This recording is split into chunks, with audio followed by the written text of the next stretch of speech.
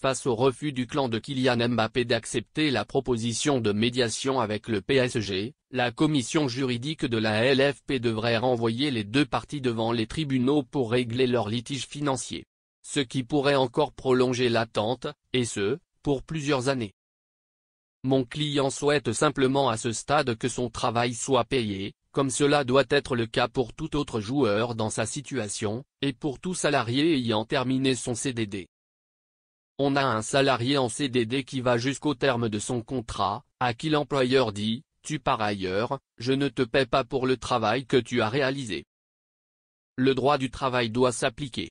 Ces mots sont ceux de Delphine Verheyden, avocate de Kylian Mbappé, et prononcés dans les colonnes du Monde ce mercredi, quelques heures après la réunion de son équipe et des représentants du PSG devant la commission juridique de la LFP, dans le cadre du litige financier opposant Mbappé à son ancien employeur. Pour rappel, l'international français avait réclamé cet été 55 millions d'euros de primes et salaires non versés, correspondant plus précisément au montant de sa prime de fidélité et de ses 3 derniers mois de salaire à Paris, avant son départ pour le Real Madrid. Dans un premier temps, ce litige financier s'était traduit par une mise en demeure, avant que le joueur et son clan ne saisissent la commission juridique de la LFP. Ce mercredi marquait ainsi le rendez-vous entre les deux parties à la Ligue. Mais à l'issue de près de 2h30 d'échanges, la commission juridique ne s'est pas positionnée, invitant le joueur et le club de la capitale à engager une médiation pour trouver un accord bilatéral. La procédure pourrait durer des années. Dans l'après-midi, on apprenait via un communiqué transmis à la AFP que Kylian Mbappé et son clan avaient rejeté cette proposition de médiation.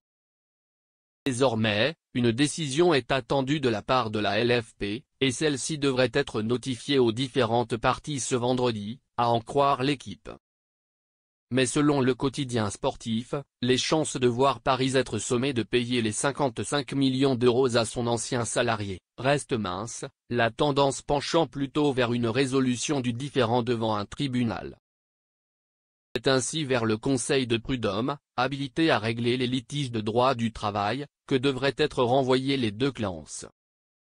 Ce qui pourrait encore prolonger l'attente d'un dénouement.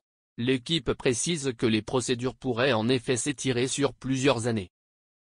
Autant dire qu'on est aujourd'hui face à un cas d'école, parole contre parole, car aucun document n'avait été signé.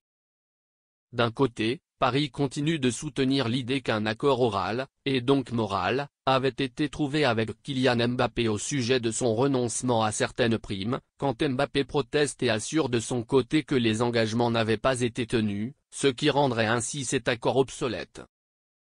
En d'autres termes, on est aujourd'hui plus proche du début que de la fin de ce feuilleton.